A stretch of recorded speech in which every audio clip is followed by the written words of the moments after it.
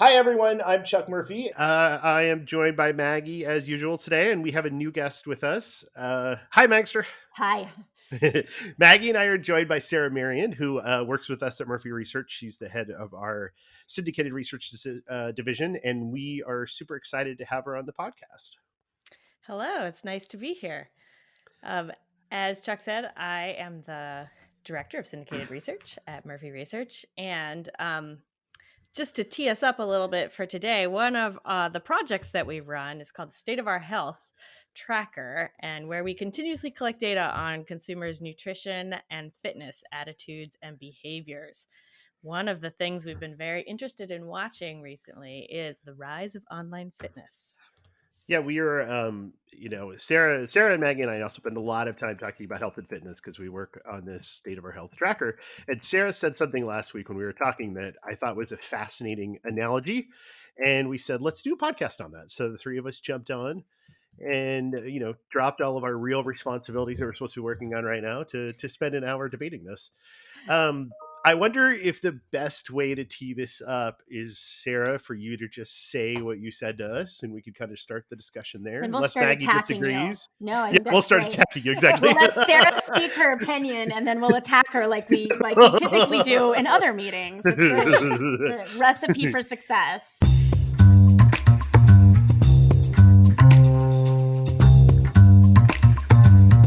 All right. Okay, well, I'll take my stand then.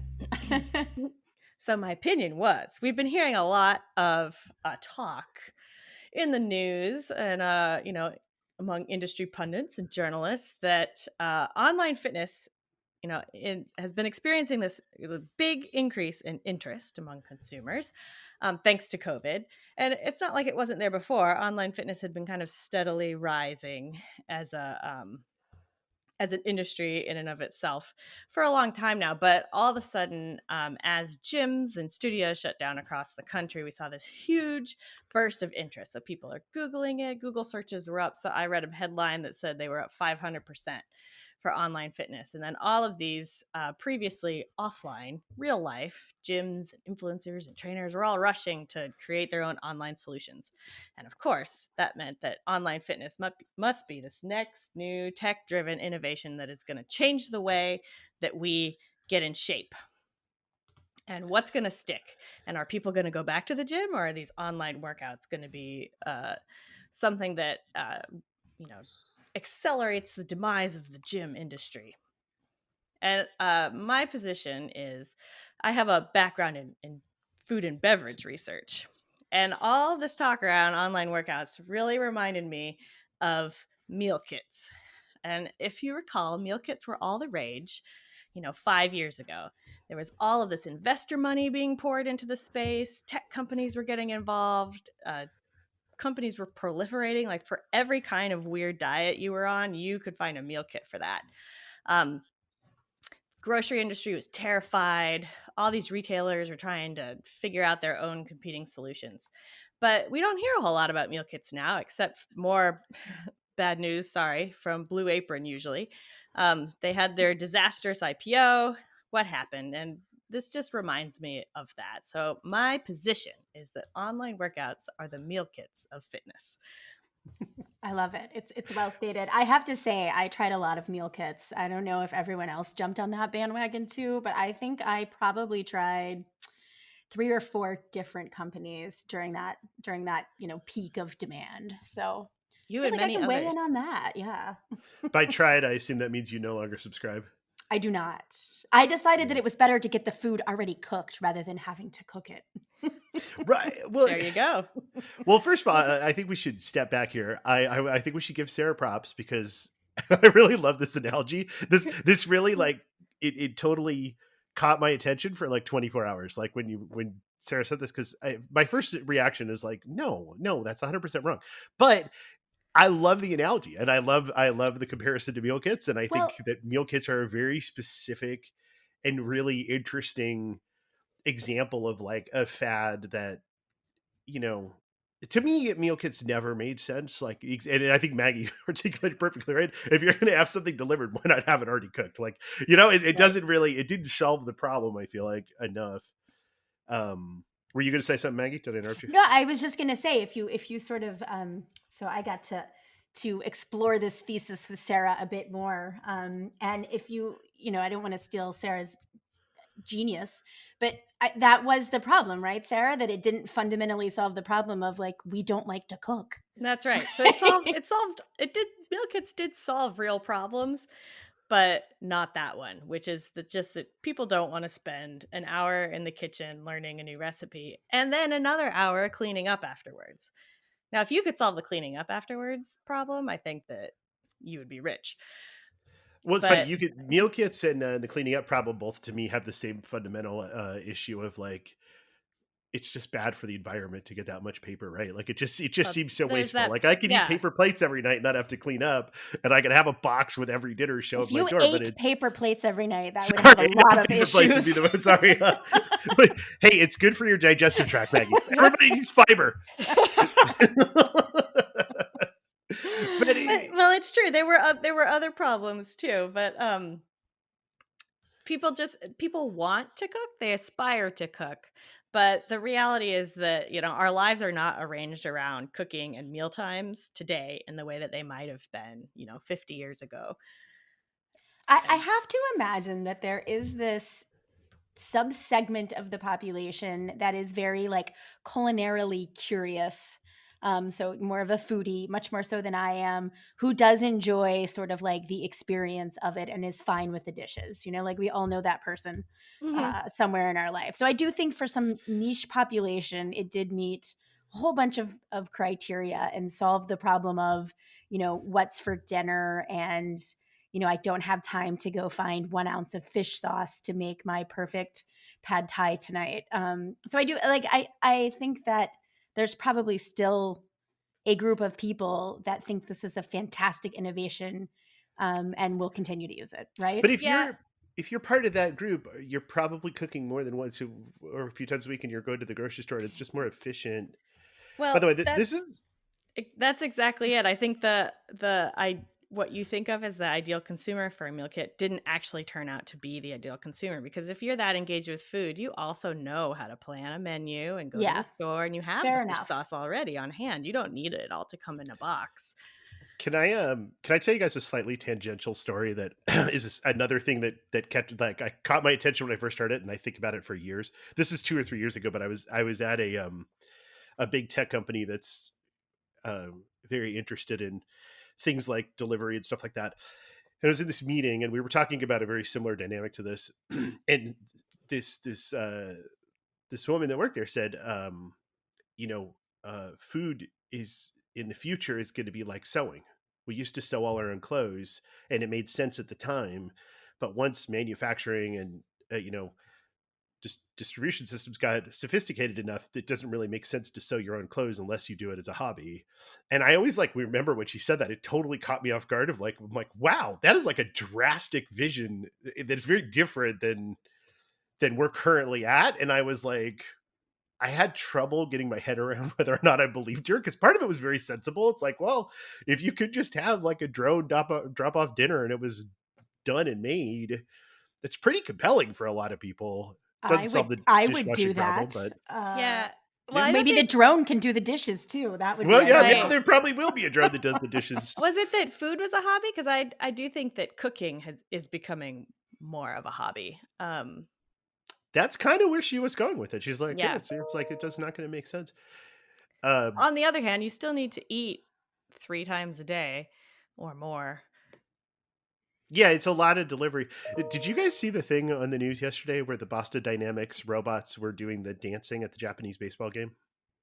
There were so No. many strange words in that sentence. I know. That No, sorry. I realized that was the most bizarre tangent. I'm getting us way off track. But you were when you said the drone will do the dishes, it made me think of it. Like, for those of you that don't know, Boston Dynamics is this company that creates these robots that are so lifelike they'll freak you out. If you've never seen them, just Google Boston Dynamics dog. is that the one that like jumps up on the Yes. crate? Yeah, they Yes, are. and this dog is Yeah. unbelievable. So obviously there's no crowds at sporting events now. And so at this Japanese baseball game yesterday, they had like 50 of these dogs lined up as if they were like the cheer squad on the sideline doing dances, and it literally blew my mind. I showed my family. I was like, this has to be a sign of the apocalypse. Like, this is Robot like dog we're dancing. gonna have a dog. You're gonna have a robot dog Robot doing your dog dishes very soon, dancing. Maggie. That's what I'm trying to say. I would take a robot dog. I mean, it would be a lot more efficient than my real dog, I think. After we're done with these podcasts, you should Google that. Because, by the way, Okay. I've taken us, this is 100% my fault, but I've taken us way off topic. But let's go back to Sarah's thesis, because I think there's so many businesses right now because of COVID that people are debating, like, is this an acceleration of a trend that was already happening? Or is this just a fad that kind of is brought on by our response to current times? And that's why I think I thought Sarah's analogy about the meal kit was so interesting, because it's a very compelling argument of like, hey, listen, this is something that's interesting to people. They're going to try it. I can work out of my house. There's so many benefits. Everybody gets them. But at the end of the day, like, most people are driven by something that is not being satisfied by that. Right. There's a real need that is often people don't even know that they have it, right? That it doesn't solve. Yeah. So So is the thing that it's not solving, in your opinion, Sarah, that people hate to work out, and so it doesn't matter where it is? Well, kind of. Kind of.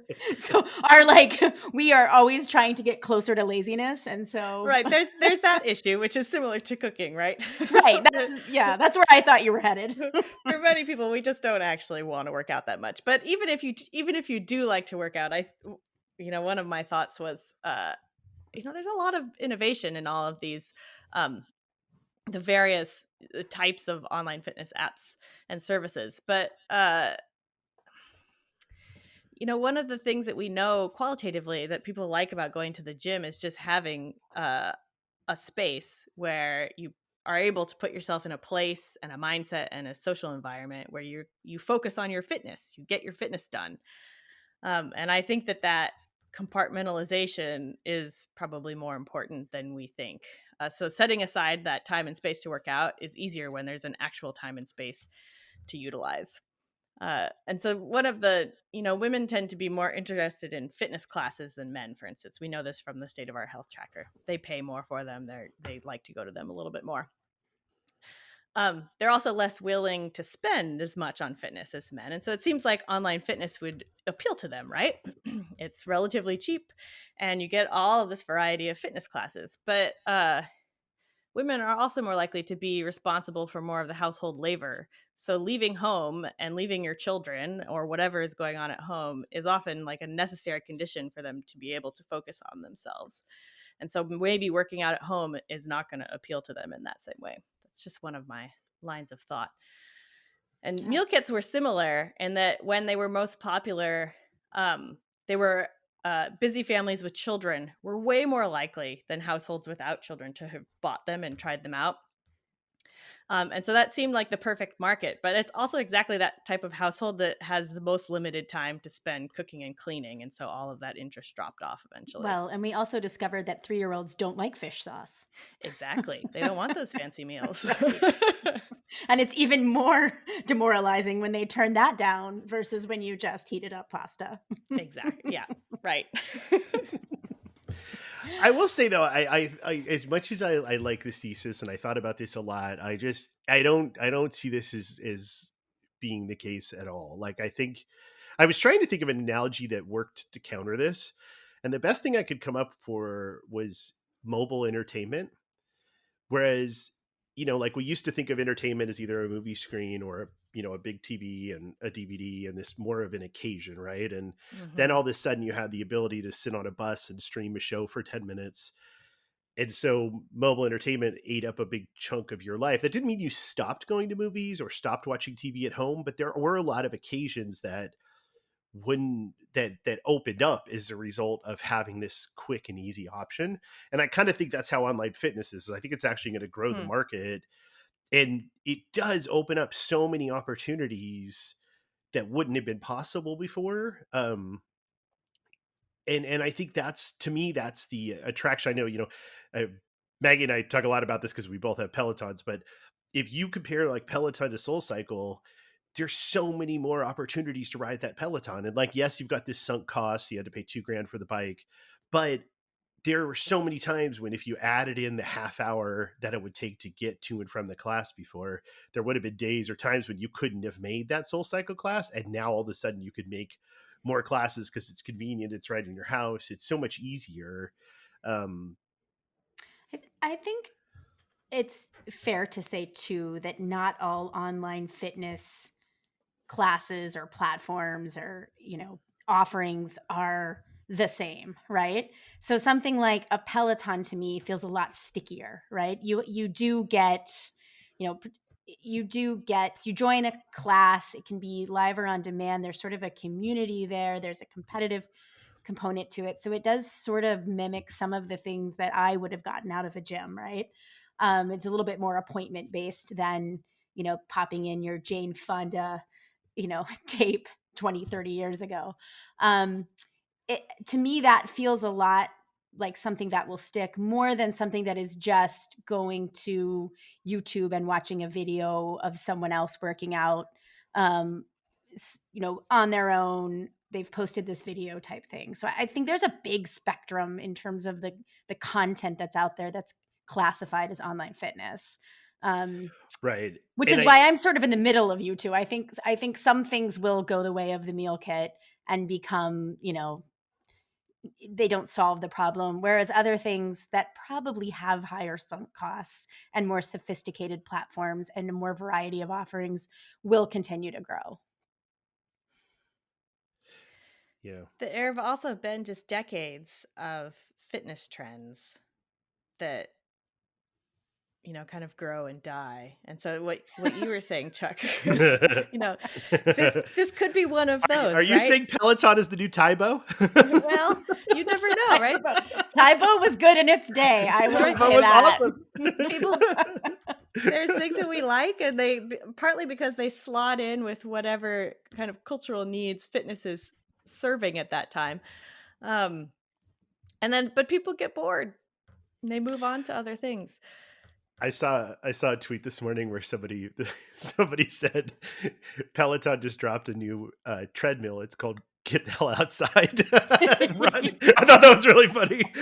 There was it's not exactly safe for work things, but well, one of the things that when we talk about like real life gyms, and especially Sarah, I thought this is where you were going a minute ago. There's obviously a huge social component, right? You meet Right. up with your friends and you go on a hike, or you meet up with your friends, you take a class together, you get coffee afterwards. And that part, I think, although some of the digital offerings, I mean, Nike Run Club, I feel like had this really early on. Like they Mm-hmm. formed these um it became social even when you were apart, right? We're going to do the same Mm-hmm. distance run and race each other, or we're going to text, or we're going to cross post, right? And Peloton has done a really good job of that too. That's one of the things I love about it. But that's obviously a need that um it's harder for the digital products to do. But one of the things that I find fascinating about this category is, like, I joked about Taibo, and there's P90X. When you talk about fitness trends, there's always these things, right? But the thing that is so fascinating to me about the newer ones, if you did like P90X or Taibo, or those were great workouts and you could do them in your house, it was still convenient, but it was also like kind of repetitive and stale. It wasn't interactive. And the thing that I Mm-hmm. think, some of these new digital products, I literally am in love with Peloton's implementation of a lot of this stuff. It triggers you to keep doing better in different workouts. And so it's like you've got this history with the app, and you know your performance, and you know a lot about it, and you know people you race, and you've got this community, but they're also like triggering you to try different things and do it better, and or try different training programs. It's very compelling to me. And I know that you have all these startups now that are trying to take that even farther, and I know Maggie has a mirror, and Yes, um, let's just get it out there. I have way over index on online fitness equipment. you're a believer. So I don't know. That's the part of me that's like, this is a lot more than a fad. I mean, it reminds me a lot of like some of the, you know, remote work platforms and stuff. Is like, yeah, they were accelerated by COVID, but these are things that really do open up, opportunities. And while their growth may slow post COVID, I don't know that they're going to decline. Um, Yeah, there. I can't deny there's a lot of innovation. The workouts today are different than the video workouts or whatever. All of the various fads and things that were available, 15 years ago or 20 years ago. But one of the things I think the pandemic has done is really highlighted the places where you got social interaction that you might not have thought about before, right? So if you just went to the gym and did your workout and didn't even interact with anybody, you were still there with people. And that's one of the things that being at home alone all the time, really, you start to miss those kinds of in-person interactions. And I think that that's a big part of going to the gym for many people is being, even if you're alone, you're with others. It's the same way that when you go out to eat, you're doing it with others, and that makes it feel different and more special than being at home. I think there's merit to that, but I mean, we also know that most people do like a solo, self-directed, in some cases, workout. So it's like working out is, you know, currently pre-COVID and now something that most people do prefer to do alone. And they may be doing it alone at a gym, and that kind of feeds into your thesis a little bit. But I think that there is some nice things that, let's say Peloton has been able to develop all of these personalities, right? They have all of these people who, I mean, you kind of feel like they're your friends by the end of a really hard ride. And I know that a lot of them have huge social media followings, and they've become they've become a lot more than the spin instructor, right? They've become a lifestyle coach to some extent. So I think that they are doing a nice job of like letting me be alone in my house but still feeling like I'm connected to something bigger. Um, I will say that I was a big believer in, online fitness prior to COVID. And Chuck and I joke about this all the time. We started to see so many people on the platform, right? It was like, how are so many people taking this class? And Yeah. it kind of felt like it made it less special in some ways to me.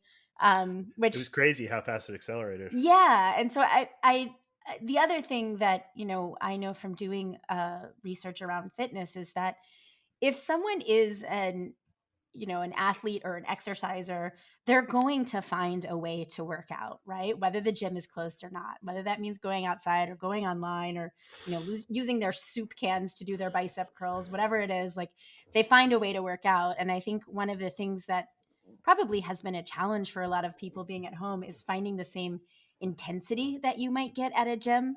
Um, and that's the one thing that I think some online fitness platforms do better than others is sort of replicating the intensity that you would get if you were outside or in a gym. And, some do it better than others. Yeah. Well, Well, no, go ahead, Sarah. Go ahead. I was going to say to take that data that you just cited around people preferring self-directed workouts. That's true. And but what we see in the tracker is that in terms of who directs the workout, where you're doing your workout, and as you mentioned, even what kind of workout you're doing, all of those things are very, very stable. And so that's just, to me, that says that while there's a lot of people are kind of in limbo right now and trying to figure things out, but those preferences weren't going away before. And I don't think that COVID is going to make them go away. So if you like to work out at the gym before, you're going to like to work out at the gym once it opens again. Even if there's like a sneeze guard around your treadmill. Right. Well, yeah. Well, it's funny if I didn't have such a bad memory, I'd be able to recall this better. But we did this segmentation on people's workout motivations, and there clearly are very different types. Like I actually laugh with my wife about this all the time.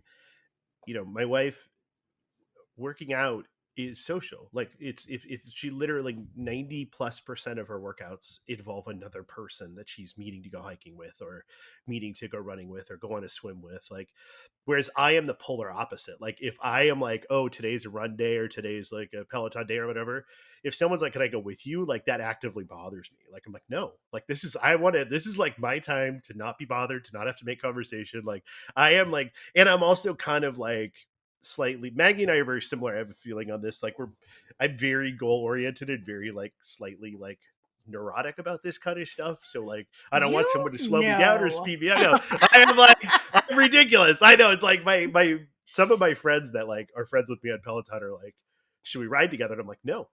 Like, no, I have a time I need to beat. I can't be focused on talking to you. Like, I have this is, even though Well, I'm I like would never talk to someone during my Peloton ride, but my brother and I actually get on at the same time, but we don't speak to each other. right. No, and I have a lot of friends that do that. They're like, let's ride at this time at that. And I am like, obviously, like there's something wrong with me because I'm much more like I would rather be on a class where I chose the music of the instructor. I don't really care if I know someone.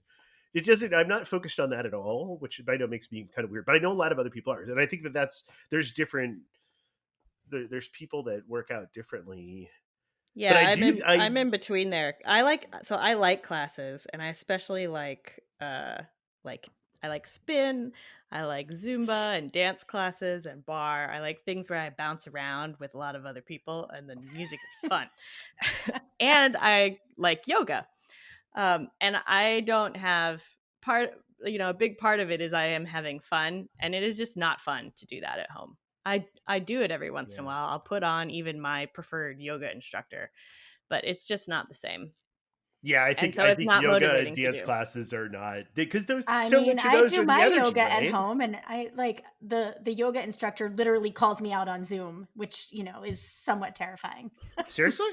Yeah. Oh, see, that would freak me out. See, we don't mess around Yeah, in me too. DC. See, No. I had actually never done yoga before this whole COVID thing, which I actually tried it during COVID. I don't like it that much. Oh, you and many other people actually. I know. That's Sarah's point. She's like, see, it's a fad. I Um, so I think though that some of these higher end, I don't want to say higher end, more expensive solutions, right? So if you have dropped 2 grand on your Peloton, you are probably not going to walk away from that easily when you can go back to your spinning class, right? I mean, it's an investment. People Um, used to drop 2 grand on their ellipticals. but see, I just feel like it's a little bit different because you have this, there's more of like an accountability associated with the Peloton, right? Because you get these, unless you turn all of the notifications off, it tells you like, hey, you're going to lose your 15-week streak of working out. I mean, I went away for a few weeks recently and like it kind of tore me apart that I couldn't get on my bike, right? I was sort of like angry that I couldn't do it. So I I get do, very upset now when we go yeah. when we're away, and I'm like, I miss my Peloton. You're gonna We're start probably talking. traveling with your Pelotons. This is like a free advertisement podcast for I Peloton, know. I but know. I do Well, think I one thing you made me think about right there, Maggie, is like Fitbit, right? So Fitbit gave you this feedback, and the problem is like once you absorbed and understood that feedback, the device started to lose utility. I feel like 'cause Mhm. you basically you could learn when you've had 10,000 steps or not.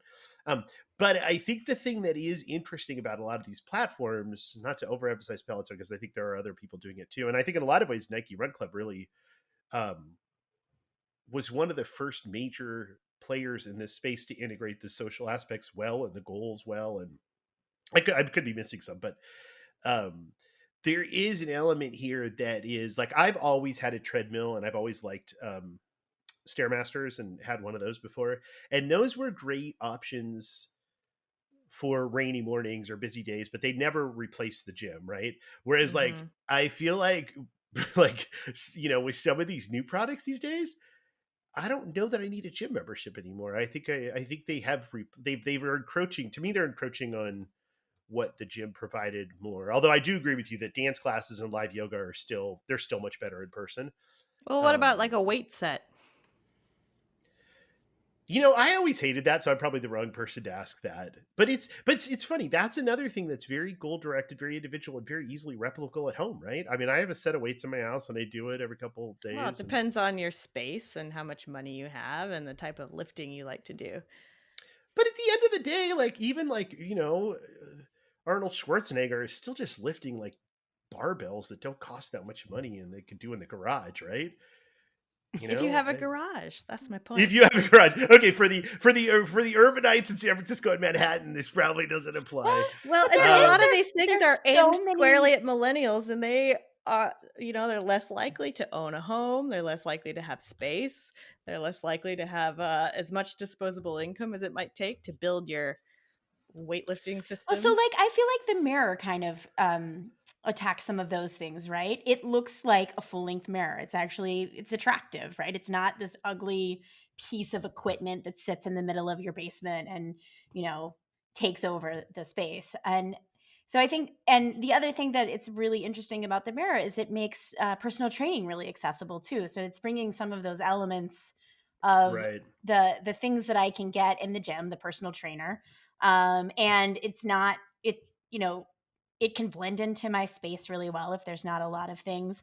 And I think there's a lot of, a lot of the cool things about these platforms is the filters are pretty good, right? You can go in there and say, I have this equipment at my disposal and this much time, what class should I Mhm. take? And it pops up like, hey, you've got resistance bands and a chair, and soup cans or whatever. And Right. here's what you should be doing. And so I think a lot of them are actively going after the need for, the traditional set of weights and things like that. And I think the instructors get really creative with how to use your own body weight to do things like that, and sort of the benefits of plyometrics. And, so I think they're being innovative with the way they tee up some of the exercises to get the same benefits Yeah, um, there's that you might um get.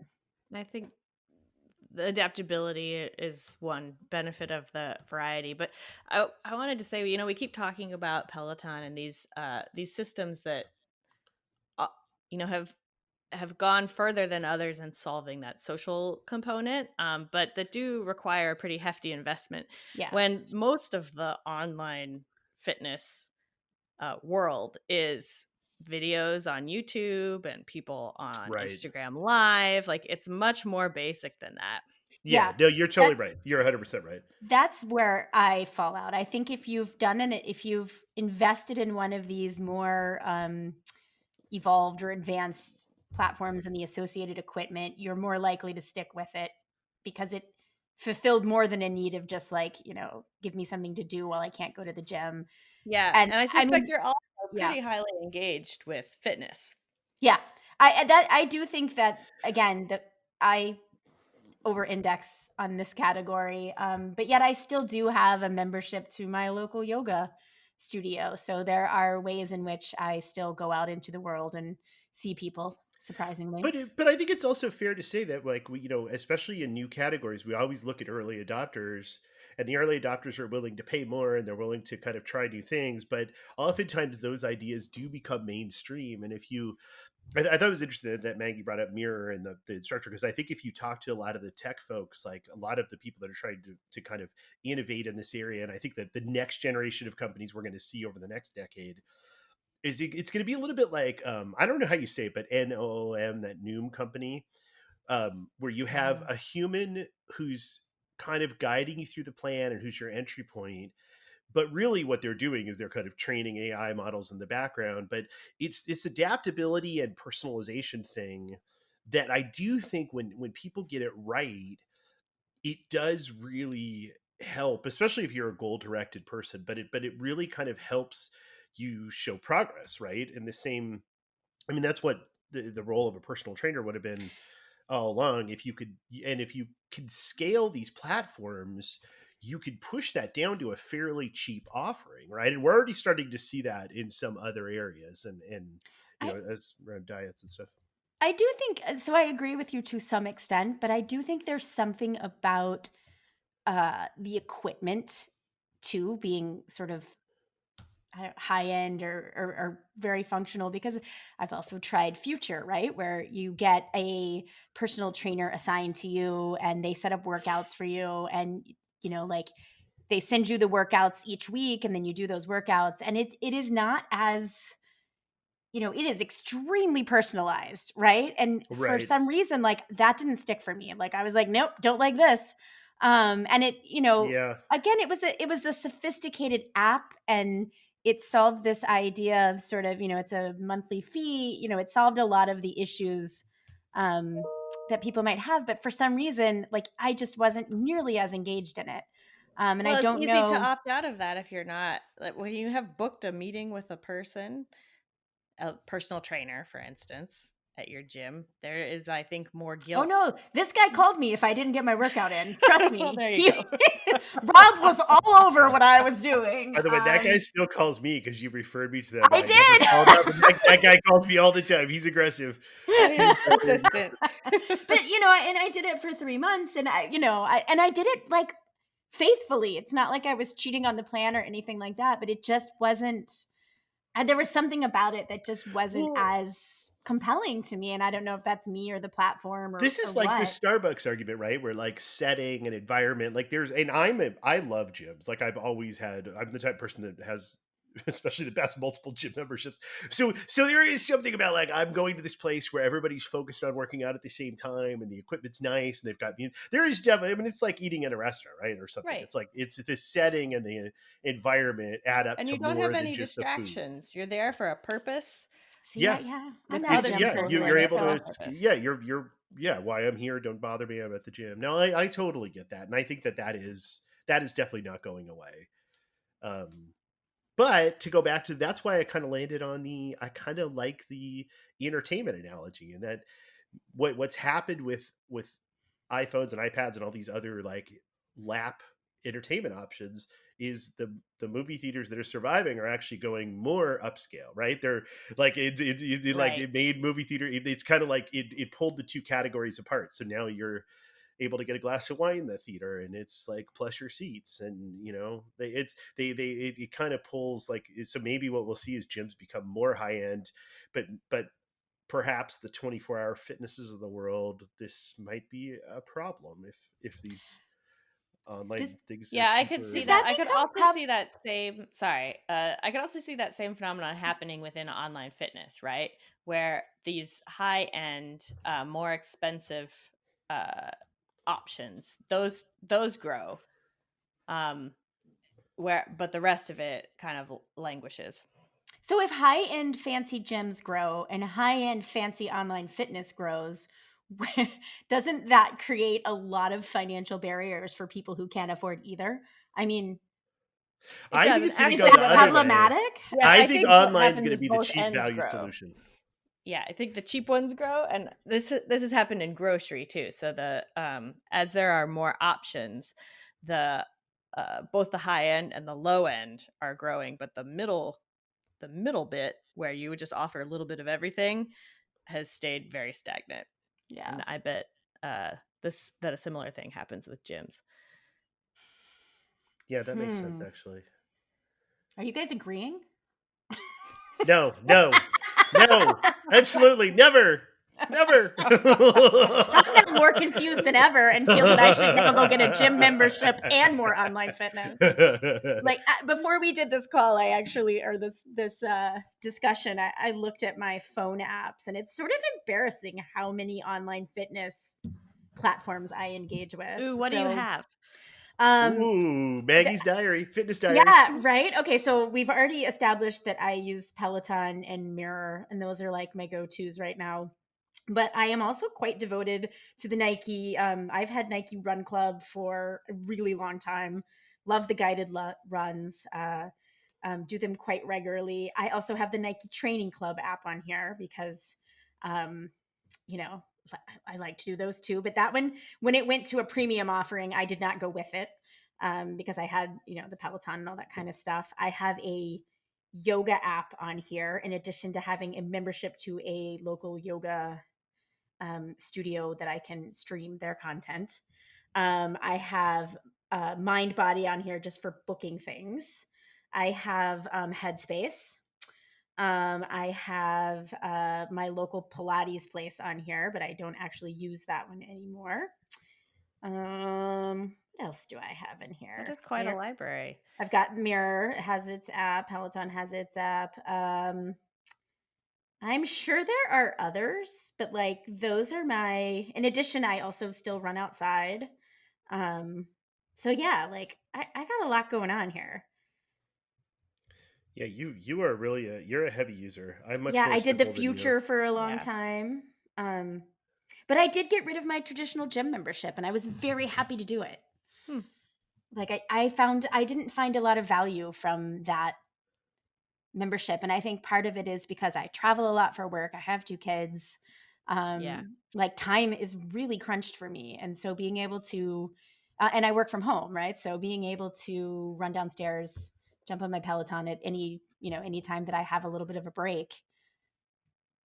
Otherwise I wouldn't do anything. So Yeah, Peloton killed my gym membership for me too. It's Yeah. really I've been really impressed with, and I've had Renanke Run Club for a while, um, and I have other things I do, but it really, if we're being honest, it was Peloton that kind of took over a lot of those occasions. I feel like you were a Um, pretty early adopter on Peloton as well. I feel like you had yours maybe like a solid year before I had well, you mine. know, it's fun. I mean, I live in LA, so like you know, this is like, you know, the fitness mecca, and everybody's trying everything all the time. And I actually have never been someone that liked spin. I always just like Soul Cycle. And I saw I mean, I was from a branding perspective, I always admired how well they branded it. But the experience was to me just not that interesting. I always preferred running and like stairmasters over cycling. So a lot of our friends got Pelotons, and everybody's like, "You got to do this; it's so good." And I was like, "No, I don't like spin. I don't like spin."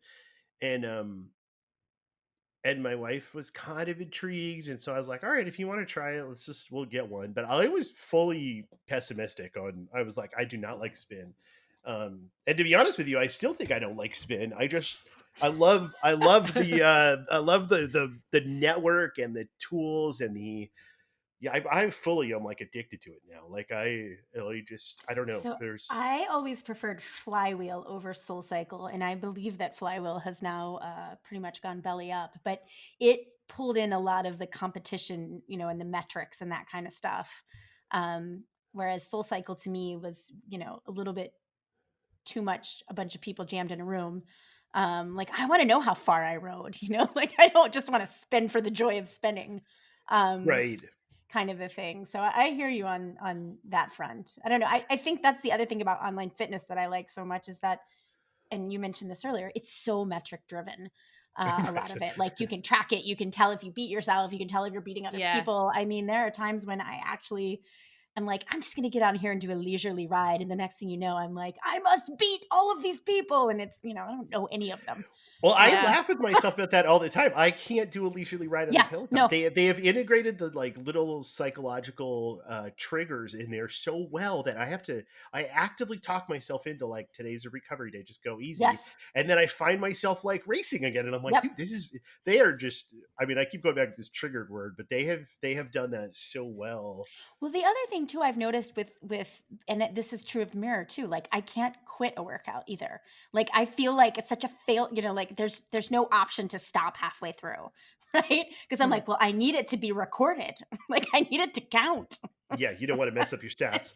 Totally. Exactly, Which is exactly. ridiculous, right? No, it's 100%. That's the way they're built, and that's the part of me that kind of sees or thinks that this is like a step forward. We're not going to go back from this. Like once you're used to having those metrics and that feedback, uh, as long as they could keep evolving it and keep pushing you, like I think that's the one area that Fitbit could do. But interestingly enough, in a very quiet way, I think Apple is doing, and we don't have time to talk about this today, but I'm also fascinated by Whoop, um, which is another one of these combination like feedback and suggestions, and it's really, I think there's a lot to do in this space that um is going to be very interesting, and a lot of it may be complementary, right? It's not going to necessarily take away what you used to do, but I think the benefit comes when it can motivate you to do more, or motivate you to be more successful or more effective or more, you know, engaged, whatever it is. That's the part that is very interesting to me, is they're starting to figure out that feedback loop of like monitoring your performance and giving you information back. And So there's do you think they'll start mixing it in with nutrition too? This is what I'm waiting to see if any platform well, can figure out how to do like all of it. I think the nutrition innovation is really gonna. I think that's it's the big changes are going to be around the integration with like genetics and your body. I think I think But what you I've do tried the that one too. Don't worry. I've tried the no, biohacking. yeah, no, Yeah, I I think think that part is going to be fascinating too. But I think that And some of that will be holistic too, I think. But I bet they're it's going to do online fitness apps where they send you a meal kit. Like that's where I see I this think those. oh, they're I out. They're think. gonna emerge. Yeah, I That's the think those secret. already exist. That's the I'm sure Maggie they do. synthesis right there. She was just holding on to that. She's No, like, I I really just wasn't. merged your two I opinions. hadn't thought about that, but actually, I think that would make me quit an app if they sent me a meal kit. I'd be Well, like, right. to work out and cook? No. People, and also eating is different from exercise. You do it a lot Totally. more often. People want a lot more personal control over what they put in their mouth. Yeah. I But still think that might be the perfect place to end this podcast, though. They the fitness food kit combo pack. I think that send you might, barbells and that's a bok sign from choy. above that Right. Barbells we're and bok destined to choy. end this conversation. well, Coming your way. I want to get in a last word. Ooh. Okay. Which is just hearing you guys talk about what motivates you, to do these different types of workouts. I think that I suspect that online fitness, and there's many varieties as we have mentioned, but I think that it probably appeals most to a certain type of person, and not everybody works out with goals in mind.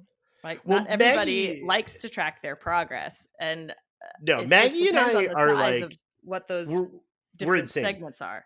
Yeah, we're insane. I We're was going so to say we're hyperactive, yeah, but we're insane Maggie and probably I, works we are too. not a good pair to be talking about this with, because we are so insane. We're both researchers, we're metric driven, we're both type A. Yeah, Well, you're 100% right, Sarah. We're I kind like of to go to insane. spin, but I don't care what my numbers are when I get done with What? the class. Oh my goodness. Well, I would went run and you I had over a with good my time. stationary bike. And the music was fun, and I burned a bunch of calories, and I did my job. And so that's what, like, all of that measuring and the social, integration features are just not very motivating for a person like me and what I'm looking for in. It's not that I'm not competitive, because I used to play competitive sports and I really wanted to win, but fitness that's not what drives me to work out. Well, working out serving a different purpose, right?